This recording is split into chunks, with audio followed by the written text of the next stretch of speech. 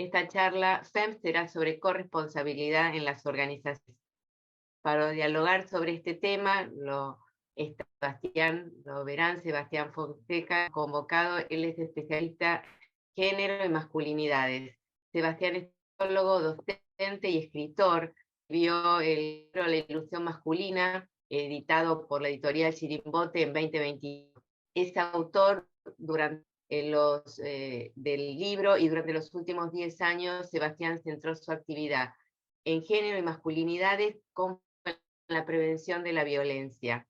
Colaboró con diversos espacios de trabajo e instituciones tanto estatales como de la organización civil, de la sociedad civil, a través de talleres, de charlas, de cursos y de publicaciones. Sin duda es un referente en el tema y por eso lo hemos convocado desde FEMS. Es un honor, Sebastián, contar con tu participación. Te dejo la palabra antes a María Laura para que salude a todo el grupo que nos está acompañando y después te escuchamos. Muchísimas gracias y gracias a todos por estar. Buen día de nuevo, bueno, gracias Gaby, gracias Sebastián, bienvenidos, bienvenidas.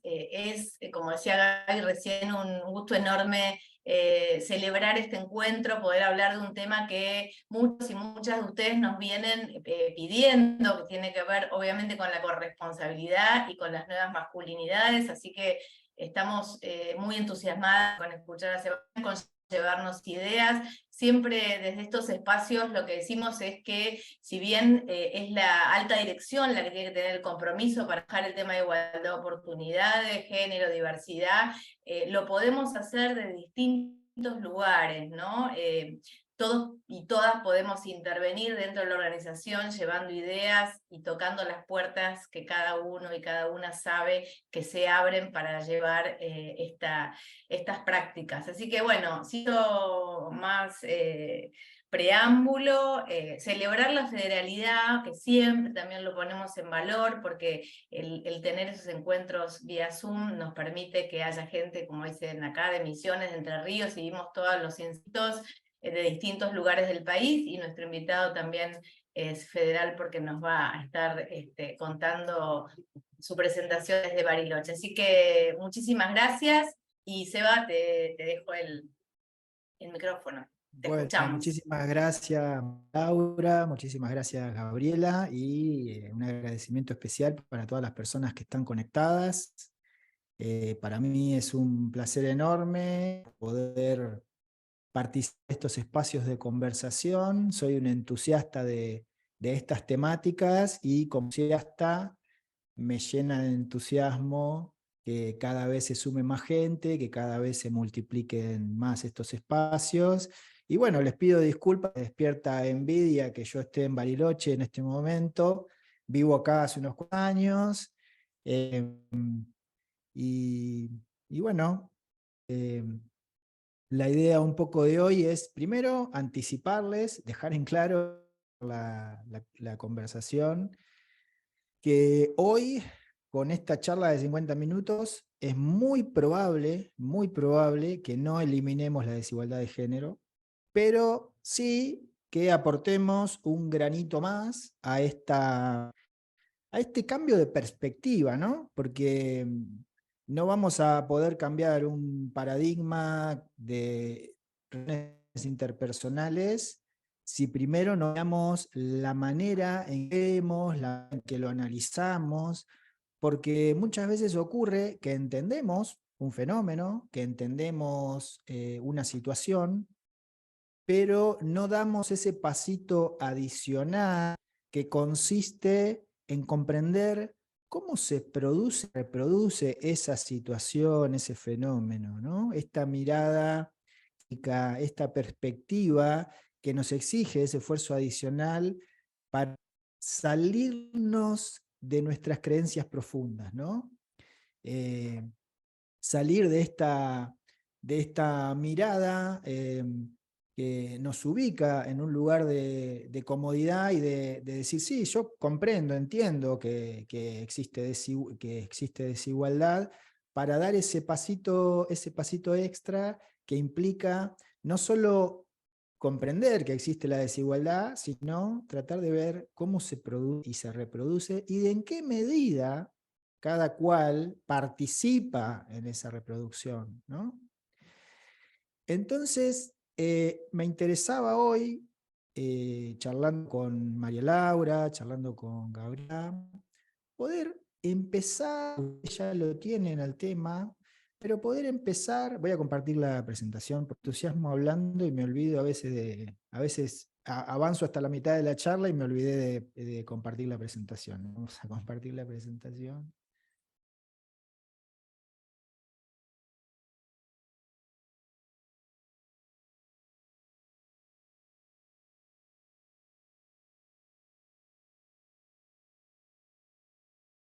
Ahí vamos, ¿eh?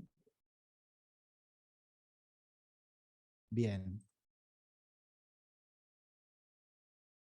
Bueno, la charla se llama Hackeando Desigualdades. Vamos a hablar un poco de la corresponsabilidad, porque la corresponsabilidad no es otra cosa que una responsabilidad compartida, ¿no? Para salir y ver que estamos involucradas e involucrados en muchas veces sin darnos cuenta en la reproducción de determinadas desigualdades, ¿no? Entonces, vamos a hacer un recorrido muy breve, quizás algo vertiginoso. Espero que no sea demasiada información para el tiempo que tenemos, y también lo contrario, que no sea poco para lo que ustedes esperan. Y la idea es hacer primero una intro muy breve para repasar algo que ustedes ya vieron y ya tienen, que es la cuestión de los sesgos. Algo que ONU Mujeres viene trabajando muchísimo con distintas charlas. Entiendo que María Laura y Gabriela también vienen insistiendo con estas temáticas.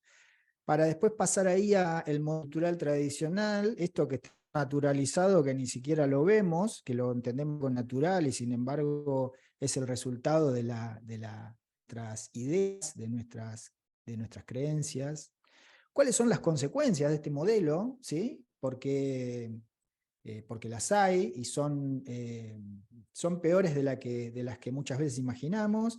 Y por último, vamos a hacer unas sugerencias, tanto para las personas como para las organizaciones, para las entidades, acerca de cuáles serían las buenas prácticas para empezar a desarmar esta telaraña de reproducción de desigualdades, ¿no? Y por último vamos a hacer un resumen rapidísimo de todo lo que vimos. Pero bueno, empecemos ya con esta cuestión de los, ¿no? Que ustedes que ya la tienen, y simplemente empezar preguntándonos por qué, digamos, si los datos disponibles en distintos ámbitos comprueban la equidad de género, la igualdad de género, no solamente produce equipos más productivos, hace bien para los negocios, produce más ganancias, digamos, si existen empresas que incorporan este programa, si hay un montón de estudios realizados durante los últimos años que demuestran que las mujeres representan más del 50% de las personas formadas en universidades desde el año 2000, ¿sí? Se instituyen por lo menos el 40% de la participación económicamente activa desde mediados de los 90.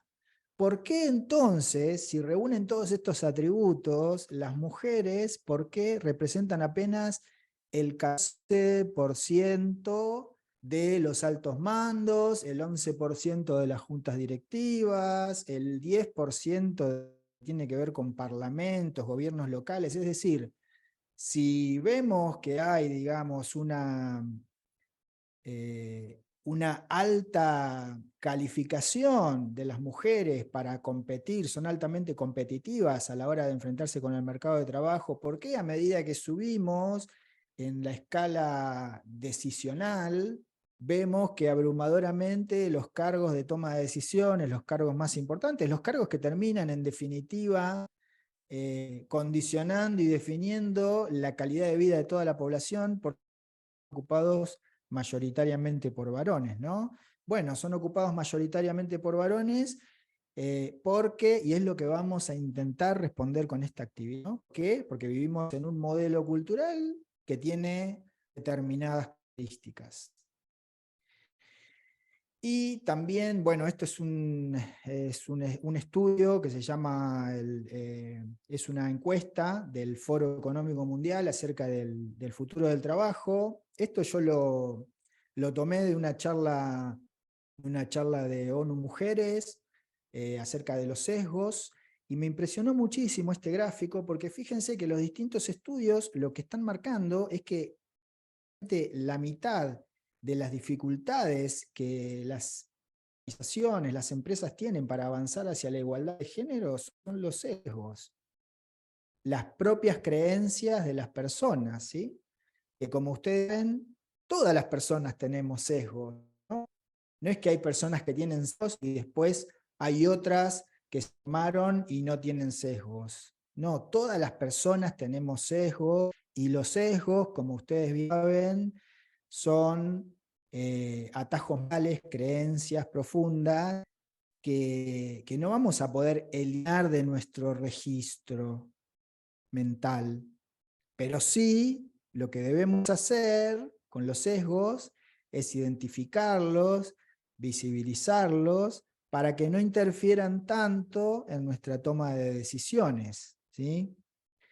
¿Cómo funcionan rápidamente? Los sesgos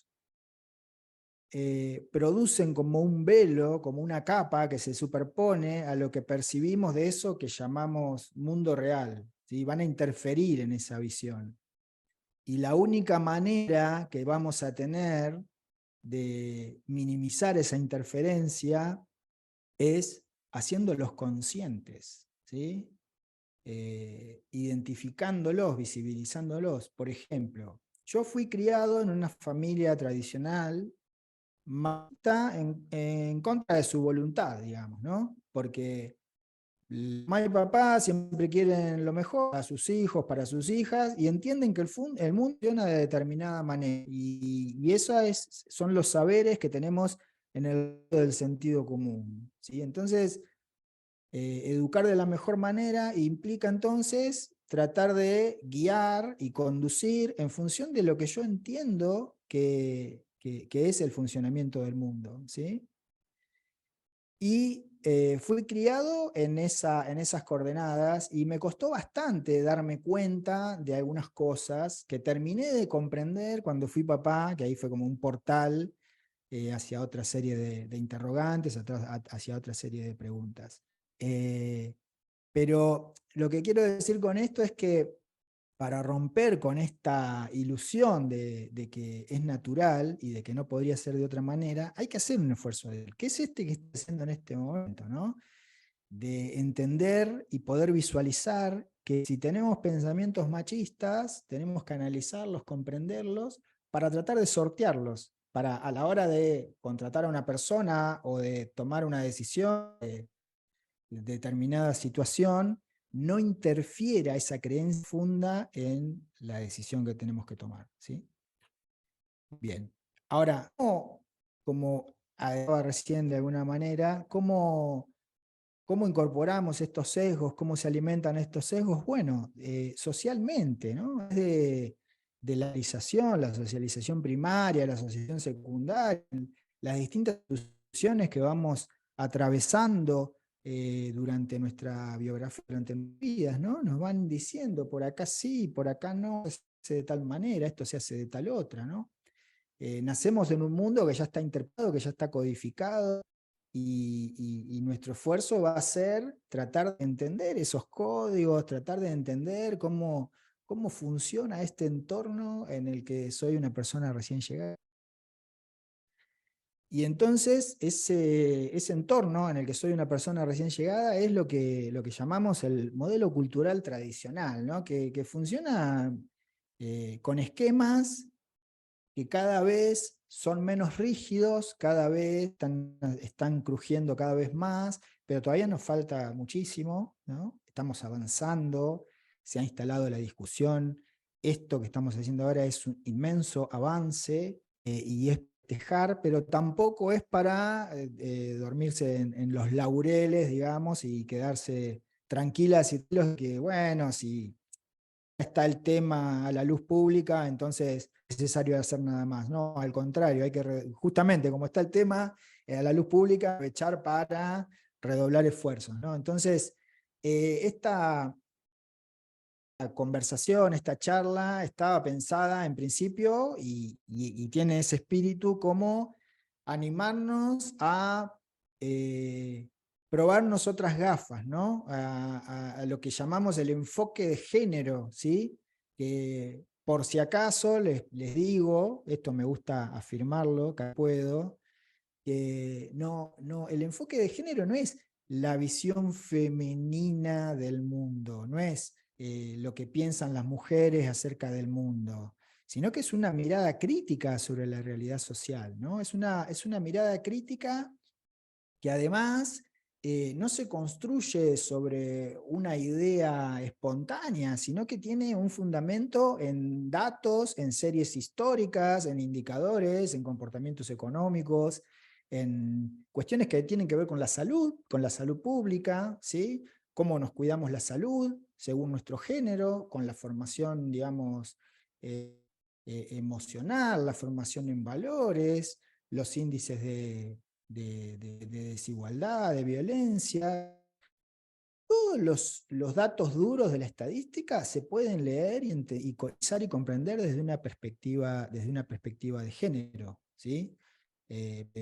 Como decía un amigo, eh, nada más práctico a la hora de tratar de analizar la realidad, nada más práctico que una buena teoría, ¿no? Y si esa teoría está fundada en datos, bueno, tantísimo, tantísimo mejor, ¿no? Entonces, lo que les quería decir, ya para pasar a la diapo que sigue, y para empezar la charla, porque todavía no es nada en realidad, ¿no? Todavía no dijimos nada de lo que nos proponemos decir hoy.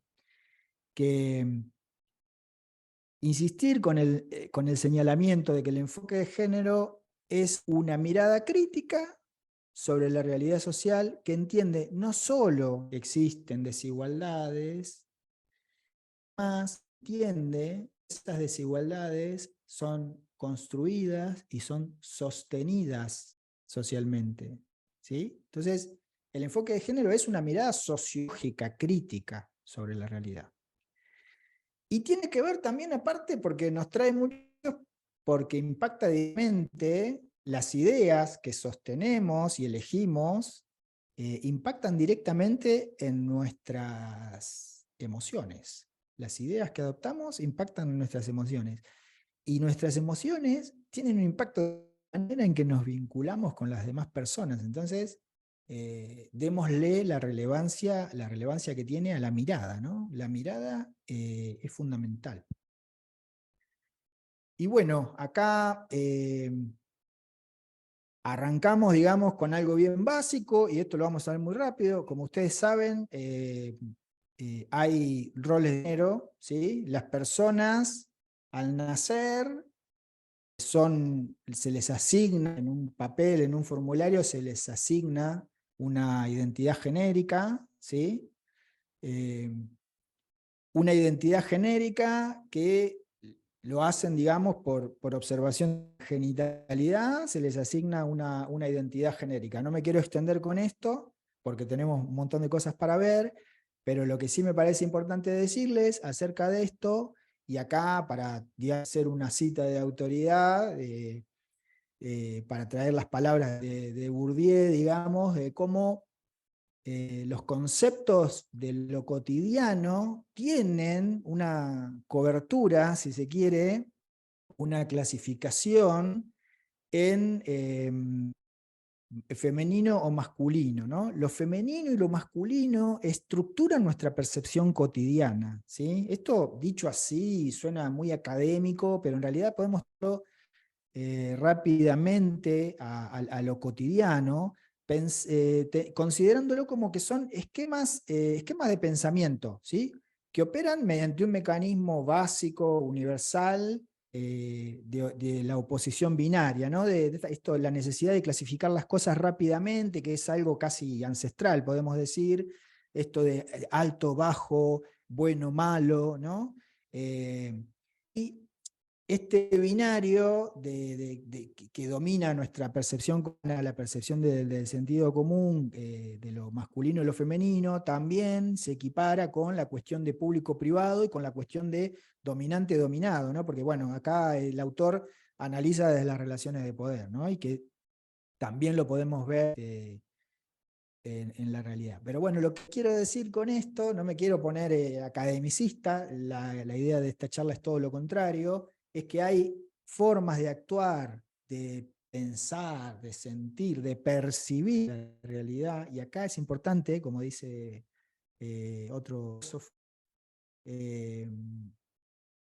la realidad siempre nos va a reír en el mismo lenguaje en el que la hablamos. La realidad siempre nos va a responder en el mismo lenguaje en el que la interpretamos, ¿sí? Las preguntas están cargadas de sentido y las respuestas que vamos a ver van a tener relación con ese sentido que ya le dimos de antemano a la pregunta, ¿sí?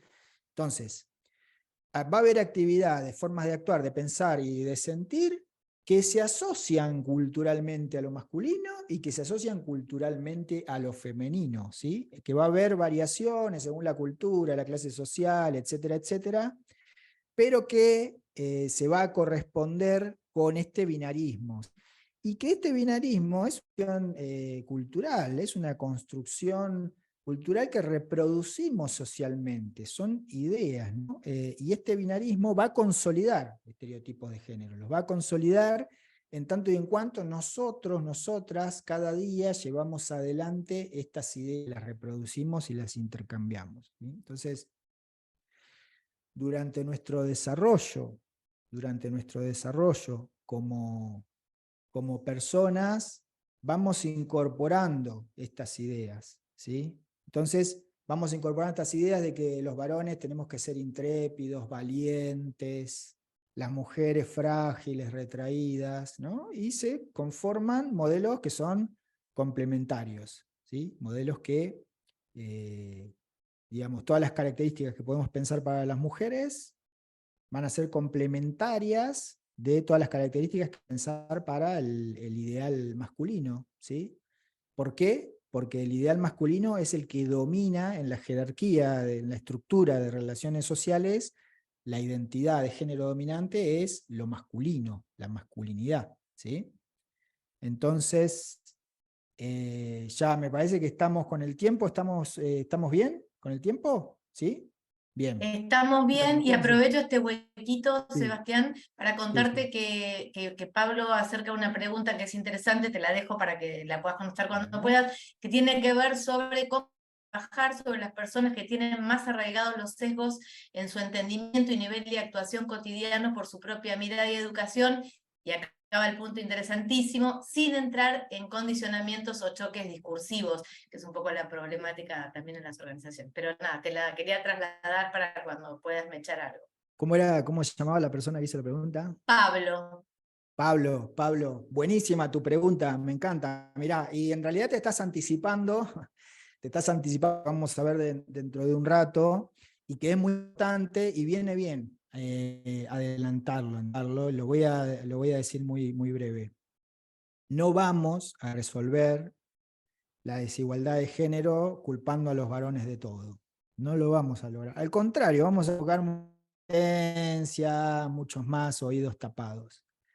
Lo que sí corresponde o nos facilita es hacer justamente lo que estamos haciendo, poner sobre la mesa datos, información, para poder analizar y para poder comprender, ¿no? De eso se trata. Y eso nos va a permitir tener en claro, que nos quede bien en claro, esta frase que estamos viendo ahora en pantalla, que es que en definitiva, y para sintetizar y salir de este bloque, el enfoque de género es reconocer que una cosa es la diferencia sexual, anatómico-biológica, el equipamiento con el que a este mundo, y otra cosa son los atributos, las ideas, las representaciones y las prescripciones sociales que se construyen tomando como referencia a esa diferencia, ¿sí? Esto parece una vuelta, un juego de palabras, pero si esta frase para mí es una joya porque me sirve muchísimo para pensar y repensar, y para terminar de entender que finalmente el pensamiento binario, sobre todo el pensamiento binario sexista, que entiende esta cuestión de mate-hembra, ¿no? Mujer-varón, digamos, y esto por ahí sería más para una charla de diversidad, pero sí quedarnos con la idea de que el pensamiento binarista sexista opera como un esencialismo, ¿no? Opera como un esencialismo porque busca cargar, adjudicar diferencias que son producto de nuestra historia social a la biología, ¿no? Las mujeres son diferentes porque nacen así, ¿no? Eso es un esencialismo, cargar sin características a personas que son diferentes por la cuestión biológica, ¿no? Esta misma operación conceptual es la que hace el pensamiento racista, ¿sí? Las personas afrodescendientes son de tal manera porque es una cuestión biológica, ¿sí? Y son discusiones que están superadas ya hace muchos, muchos años. Bien, ahora sí, vamos a arrancar porque todavía no dijimos nada, ¿sí? Esto fue todo como una gran introducción, no se asusten las organizadoras, vamos a llegar bien en tiempo y forma, todo lo que tenemos que hacer. Generando intriga, me gusta generar suspenso. Entonces, si estamos hablando de que una cosa es el sexo, ¿sí? Que es la diferencia anatómico-biológica con la que venimos a este mundo, y otra cosa son los roles de género, ¿sí? Que son las actividades, las características que vamos a adjudicar en función de esa diferencia biológica, pero que estos roles son una construcción cultural. También vamos a decir que hay identidades de género, y como ya lo anticipamos, hay una identidad de género que va a predominar porque va a ser la que históricamente, realmente, ha tomado y toma en términos mayoritarios. Seguramente acá en este momento hay muchísimas personas que estarán pensando, no, pero sí, yo no soy así, o yo no estoy de acuerdo con eso. Perfecto. Justamente lo que estamos haciendo es describir cómo funciona un modelo cultural en términos generales, ¿sí? No a partir de individualidades. Siempre va a haber personas que no estén de acuerdo, pero lo importante es que no van a estar de acuerdo, pero podrían describirlo y podrían entender que sí, funciona de esta manera. De hecho, si viniera un extraterrestre y tuviéramos que explicarle qué significa ser varón en nuestra sociedad, posiblemente le daríamos un listado de atributos con los cuales quizá no estemos, podríamos decir, bueno, yo te describo qué se supone que significa ser varón en nuestra sociedad, ¿no? Aunque no esté de acuerdo. Bien, entonces, ¿qué es la masculinidad? La masculinidad es una identidad de género, ¿sí? Porque aprendemos a ser varones. Aprendemos a ser varones. La sociedad nos educa a ser varones. La familia, la escuela, el espacio laboral, la universidad, la calle, ¿sí? Nos van acomodando, digamos, nos van ubicando, nos van diciendo, mirá, vos sos varón, se supone que tenés que hacer esto y esto no, ¿sí? Entonces, por eso decimos que la masculinidad es una construcción cultural que está altamente institucionalizada. ¿Por qué está altamente institucionalizada? Porque la mayoría de las instituciones funcionan con esta lógica que permea la percepción en estos términos de lo masculino, lo femenino, ¿sí? Y lo masculino como el lugar de toma de decisiones, el espacio público, lo femenino como el espacio privado, lo masculino como la producción de ganancias, lo femenino como la reproducción de la vida, digamos, que tiene que ver con los cuidados, con las actividades domésticas, con la producción de personas, ¿sí? Con lo que algunos autores y autoras llaman reproducción social, ¿sí? Mujeres, reproducción social, varones, producción de ganancias. Mundo público, mundo privado, ¿sí? A grandes rasgos. Y las instituciones funcionan con esa lógica porque las instituciones están permeadas por el sentido común y porque las instituciones, las entidades, las empresas, están por personas. Son personas quienes damos sentido cada día al funcionamiento relacional de las instituciones, de las entidades, de las empresas. Por eso decimos que está altamente institucionalizada, pero no lo digo yo, lo dicen horas a las que yo tuve acceso y pude sintetizar y puedo traer para compartir hoy en una charla rápidamente, ¿no? Y decimos que es normativizadora porque justamente la masculinidad en términos tradicionales, estamos hablando, la masculinidad clásica, ¿no? Que decimos que es normativizadora porque normativiza, porque condiciona, ¿sí? Y acá hay que aclarar que normativo no es normal, ¿sí? No quiere decir normal, normativiza. Normativiza quiere decir que condiciona, que preconfigura, que dice qué es lo que hay que hacer y qué es lo que no hay que hacer, y que no solo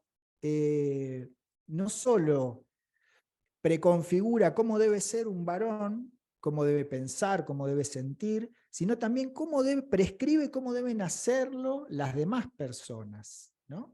Entonces, una prescripción para sí y una prescripción para el entorno.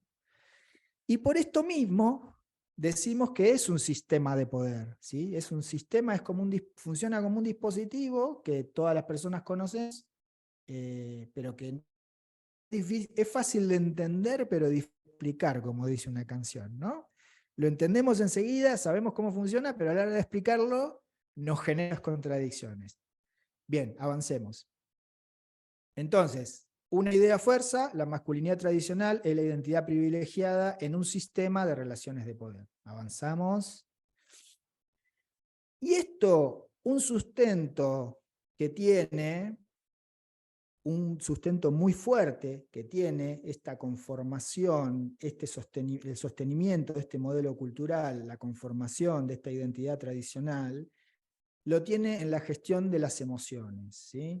Esto lo vamos a ver rápidamente. Yo lo que les quiero decir acerca de esto es que, ¿para qué las emociones? ¿Ustedes se preguntaron alguna vez para qué sirven las emociones?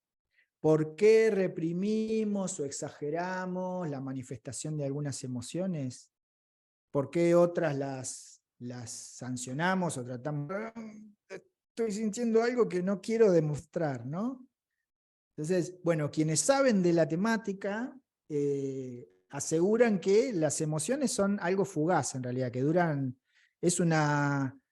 ante un estímulo nuestro cerebro genera como una sustancia que provoca la sensación física de la emoción, y esa sustancia tarda 90 segundos en ser metabolizada por nuestro organismo, en disolverse, ¿sí?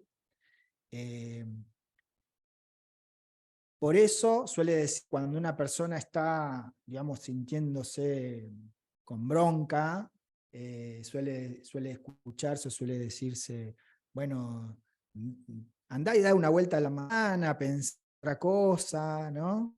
Pero ¿qué ocurre? Ocurre que esa persona hace la mitad de las instrucciones, porque quizás sale a dar la vuelta a la manzana, pero en esa vuelta a la manzana, en lugar de pensar en otra cosa, empieza a llenarse la cabeza con ¿por qué me dijo eso? Yo le tendría que haber respondido tal cosa, pero ¿cómo me quedé callada? ¿Cómo me quedé callado? Tendría que haber dicho tal otra. Ah, no, pero ya me va a escuchar. Entonces lo que hacemos es mantener esa sustancia generada por el cerebro, la mantenemos, la seguimos potenciando, ¿sí?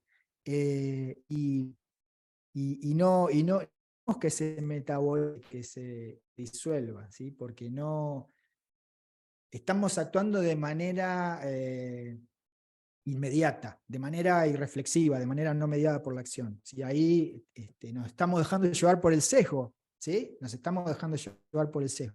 Y no es que, por ejemplo, en el caso de los varones, que a los varones se nos permite la expresión de la violencia. Digo, no estoy hablando de violencia física, sino que me refiero a expresiones de la violencia verbal o gestos de reprobación, ¿no? La violencia, otros tipos de violencia más sutiles, pero que se nos habilita de alguna manera a los varones. Y no los varones seamos emocionalmente limitados, que hay cosas que no podemos sentir. Las sentimos, lo que ocurre es que fuimos educados de manera diferencial, ¿sí? Justamente en función de nuestro género. Bueno, vamos a poner el pie en el acelerador porque estamos con el tiempo muy jugado. Esto lo vemos rápidamente. Entonces, la masculinidad tradicional, los varones somos criados de una manera donde lo que en términos mayoritarios, generales, la sociedad, que podamos cumplir con estos mandatos, ¿sí? Proveer, procrear, ser heterosexuales, ser valientes, ser fuertes, ¿sí? Y este modelo cultural está tan instalado que fíjense que en general las personas que conocemos suponemos que son heterosexuales, ¿no? En general, salvo que alguno de ustedes ya tenga un recorrido, un ejercicio reflexivo, crítico, de tratar de comprender estas cosas, y entonces no suponen cosas cuando conocen a otra persona, ¿no? Bien, sigamos avanzando. Y acá llegamos a un punto interesante, que es todo esto de que estuvimos viendo recién, de cómo vamos siendo formateadas y formateados por las distintas instituciones y por las personas con las que nos relacionamos, que también se van formateando como nosotras, como nosotros, terminan traduciéndose finalmente en esto que empezamos a ver al principio, de cómo las ideas que sostenemos, ¿sí?, nos condicionan para ver el entorno de determinada manera, ¿no? Entonces, ante una misma situación, según el género, va a haber una perspectiva diferente. Yo acá les voy a mostrar unas imágenes y les voy a invitar después a que vayan pensando ejemplos similares, ¿sí? Y bueno, esto es un gráfico que muestra justamente la diferencia en la percepción según el género, que es de una consultora que se llama Bridge the Gap, que hizo un estudio durante la pandemia y le hizo la misma pregunta a varones y mujeres. ¿Considera usted que hubo una distribución más equitativa de las tareas del hogar durante la pandemia? Y 6 de cada 10 varones dijeron sí, claro, sí, muchísimo más equitativa, pero solo 3 de cada 10 mujeres estuvieron de acuerdo con esta afirmación, lo cual te habla de esta diferencia en la percepción, ¿no? Diferencia en la percepción que se traduce también de esta manera.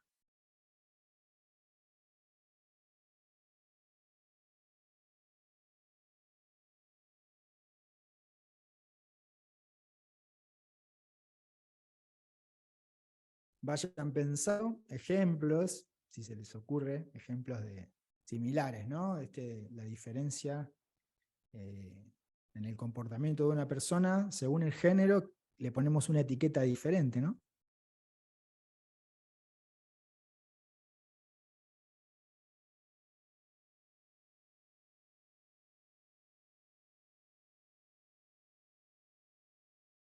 Bueno, si quieren compartir algunos ejemplos, algunas ocurrencias por el chat, estaría buenísimo. Así le ponemos un poco de ritmo a este encuentro y arrancamos porque todavía no dijimos nada, ¿sí?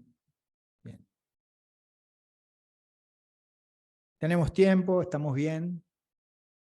No sé si hay alguien compartió.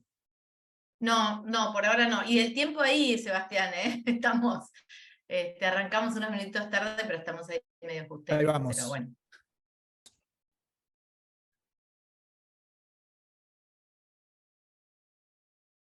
Bueno, consecuencias de este modelo son muchas, pero les voy a mostrar 2 o 3 nada más y rápidamente.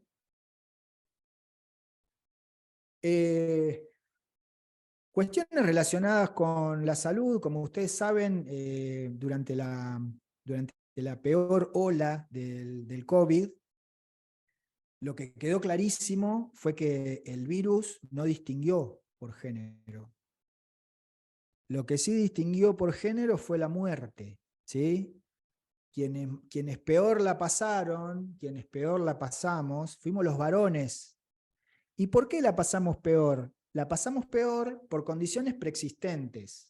Y esto no lo digo yo, lo dice The Lancet, que es una revista muy prestigiosa, que se dedicó a publicar muchos papers durante la pandemia relacionados con esto, y marcaba que el sostenimiento, la formación en género, en el sentido de la masculinidad tradicional, el pensamiento machista, tiene que ser considerado un factor de riesgo a la hora de analizar las cuestiones relacionadas con la salud pública.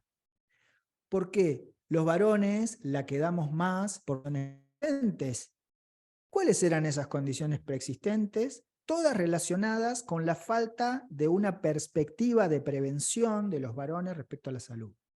Entonces los varones, por nuestra formación tradicional de género, vamos a una consulta médica cuando se ve el hueso, cuando ya estamos más cajón que manzana, como dice cuando estamos más cerca del arpa que de la guitarra, como dice una amiga. Bien, entonces, defunciones por causas externas, que como ustedes sabrán, esto de funciones por causas externas es la persona fallecida no estaba cursando ninguna enfermedad, una afección, nada, estaba bien y de manera externa le sobrevino el fallecimiento. Tiene que ver con estos mandatos, con estas ideas que sostenemos, ¿sí? Fíjense incluso que cuando lo vemos por rangos de edad, es en la adolescencia y en la juventud donde más se dispara esta relación que usualmente es, digamos, es de 3 a 1, o sea, hay 3 fallecimientos de varones por cada muerte por causa externa de una mujer, ¿sí? Y esta relación de 3 a 1, yo la vi en una serie de datos, no es que solo un año. Acá puse 2018, pero en realidad podemos ver la serie histórica y se mantiene ahí, se mantiene la producción, pero no solo acá en Argentina, en toda Latinoamérica, ¿sí? Salvo Colombia, que tiene sus propias lógicas históricas de violencia por otras cuestiones, ¿no? Pero me parece re ilustrativo esto, y me parece también re ilustrativo a la hora de, bueno, ni hablar de los femicidios, pero bueno, es un montón de data que hay para fundamentar lo que estamos diciendo, que no entra en una charla tan breve. Pero bueno, violencia contra sí mismos y contra las demás personas por seguir estos mandatos, ¿sí? Por seguir estos mandatos de la masculinidad tradicional, de la masculinidad clásica mayoritaria, pero también afecciones de salud física, de salud mental, ¿sí? ¿Por qué? ¿Y salud mental? Bueno, salud física, lo que hablábamos del COVID, y salud mental por esta cuestión de que como los varones queremos llegar a ese horizonte ideal de lo que se supone que es ser varón, llega un momento que decimos, basta, no puedo ser Superman, lo que me pide este modelo muchísimo. Entonces, en esa toma de conciencia, lo que se abre es una brecha, ¿no? Una grieta entre lo que nos exige el modelo de masculinidad mayoritario y lo que somos conscientes de que podemos dar. Y ahí que aparece, ahí en esa grieta, la va a habitar la frustración, la angustia, la tristeza, y posiblemente esas sensaciones tan grandes, tan plenas, pueden traducirse en distintos tipos de violencia, ¿no? En el gesto de desaprobación, en el insulto, etcétera, etcétera, etcétera. Avancemos. En lo que tiene que ver con el uso del tiempo, según la última encuesta nacional de uso del tiempo del INDEC del año pasado, las mujeres dedican casi el doble de tiempo que los varones al trabajo doméstico y al trabajo de cuidado, ¿sí? Y también estaba leyendo, el año pasado estuve leyendo un informe muy interesante que hablaba de cómo el nivel socioeconómico tiene impacto en el uso del tiempo en las mujeres, porque las mujeres de mejor posición pueden tercerizar el trabajo doméstico y de cuidado, y entonces su posición social impacta en el uso del tiempo libre, ¿sí? En los varones esto no pasa. En los varones el nivel socioeconómico no impacta en el uso del tiempo libre. El varón de los sectores o el varón de clase alta va a disponer libremente de su tiempo de ocio, ¿no? No va a tener esta doble agenda del trabajo doméstico y de cuidado que tienen las mujeres por así genérica, ¿no? Bien, entonces, ¿qué está pasando en el sector? Vamos a verlo rápidamente. Yo les voy a pedir que como arrancamos 10 minutitos tarde, nos quedemos 10 minutos más, no pasa nada. En el sector asegurador, vamos a verlo rápidamente. Las mujeres ocupan mayormente puestos, las mujeres ocupan mayormente puestos que tienen que ver con la asistencia, con ser secretarias. Esto es un informe de la Superintendencia de Seguros de la Nación, que salió hace muy poquito. Los varones ocupan puestos de coordinación y gerenciales. Oh, casualidad que ocurre lo mismo que en términos generales en el modelo cultural que empezamos a describir hace un rato. Techo de cristal, las mujeres en puestos jerárquicos tienen mayor nivel de formación que los varones. Ahí hay como una contradicción, ¿no? Ninguna entidad declaró con personal transgénero en sus órganos de administración. Tan solo 1 de cada 10 de las entidades poseen mesa, área o sector de género, apenas 3 de cada 10 dictan capacitaciones de estas temáticas, 4 de cada 10 poseen un plan de carrera y formación de liderazgo. Acá, bueno, esto por ahí da para otra charla, pero la cuestión del liderazgo y el sesgo de género, ¿no? Bien. Solo 2 de cada 10 ofrecen incorporación paulatina luego de un embarazo, menos de 2 de cada 10 ofrecen licencia extendida por paternidad, y aquellas que ofrecen licencia extendida por paternidad están observando que los varones no se toman esas licencias.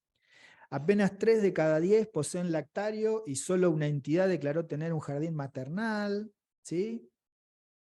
Cerca de 8 de cada 10 de las entidades no realizan ningún tipo de campaña de concientización o sensibilización contra la violencia de género.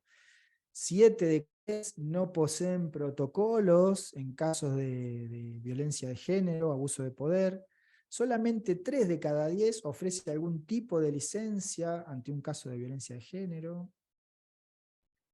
Entonces, esto que vimos rápidamente tiene que ver con un diagnóstico que elaboró la Superintendencia de Seguros de la Nación acerca de cómo está funcionando el sector asegurador, y lo que ha visto es que falta muchísimo para ponerse al día, incluso para ponerse a la par de otros sectores que por ahí están un poco más avanzados con esto, ¿sí?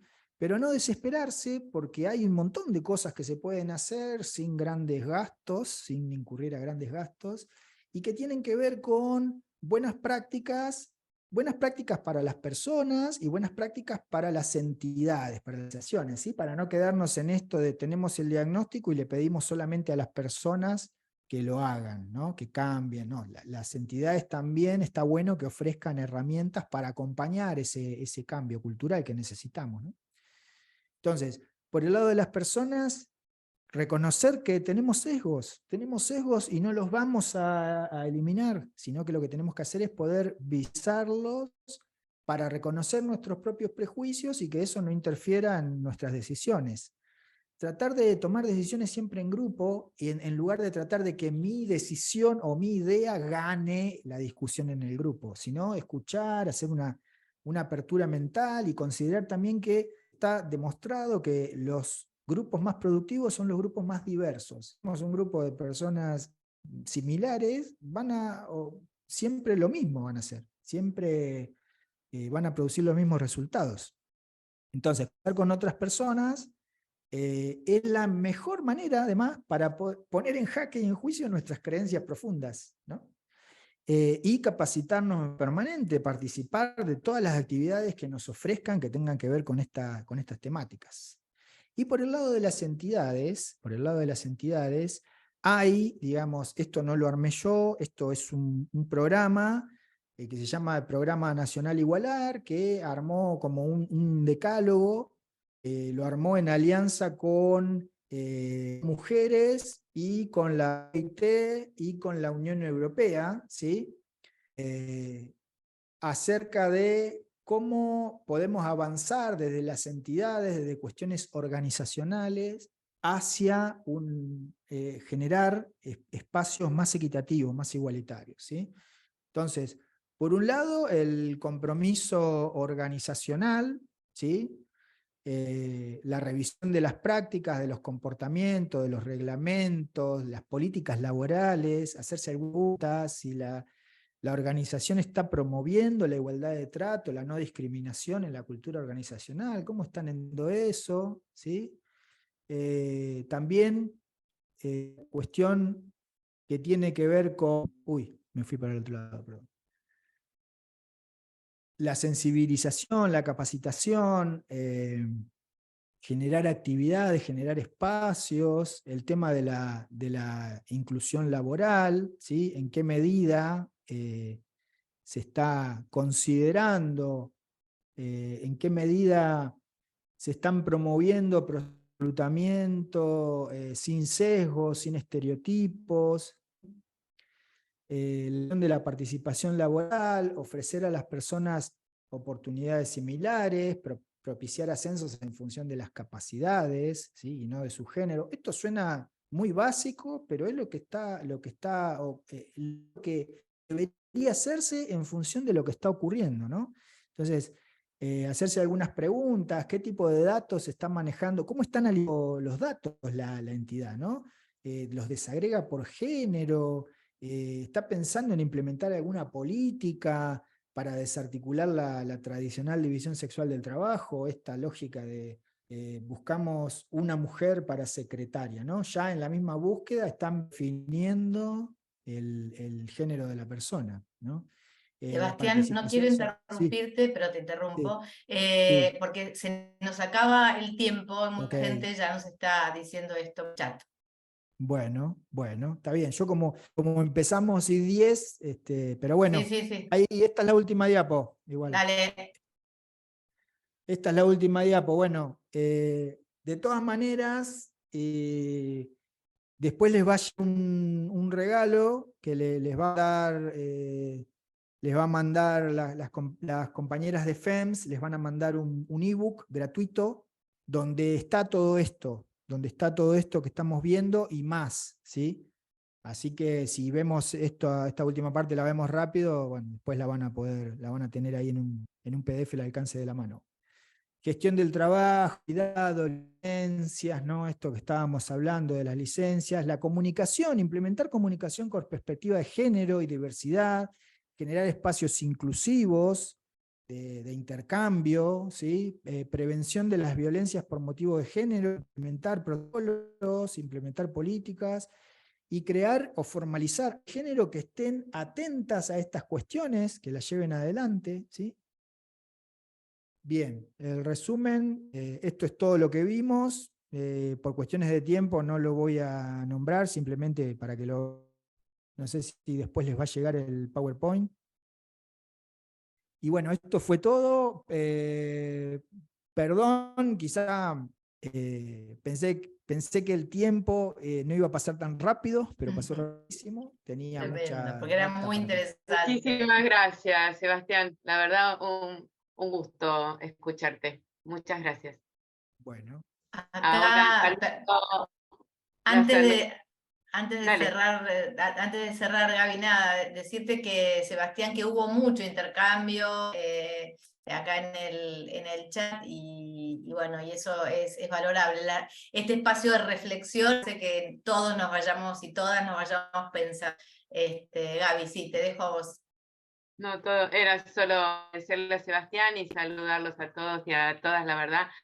Fue un gusto enorme. Les agradecemos especialmente a todos nuestros aliados, a Sancor Seguros, Uruguay Seguro, al Grupo San Cristóbal, al Grupo Asegurador La Segunda, a PRT, Provincia Seguros y Provincia Vida, Afianzadora, Seguros de Caución, Grupo Argentina, Shell Seguros, Seguros Rivadavia y Abser Seguros, también a la adhesión y el acompañamiento de HDI Seguros, de la Caja, de CLI y de Orbis, y a todas las entidades que nos apoyan, al foro de Asociación Argentina, las que acompañan al foro, de la Asociación Argentina de Compañías de Seguros, de ADEA, de ADIRA, AVIRA, UART, la Asociación de Cooperativas y Mutualidades de Seguros, CESBI, la Superintendencia de Seguros de la Nación. Gracias a todos por el acompañamiento y por sumarse como aliados de FEMS. Hasta la próxima charla. Gracias a todos por estar acá.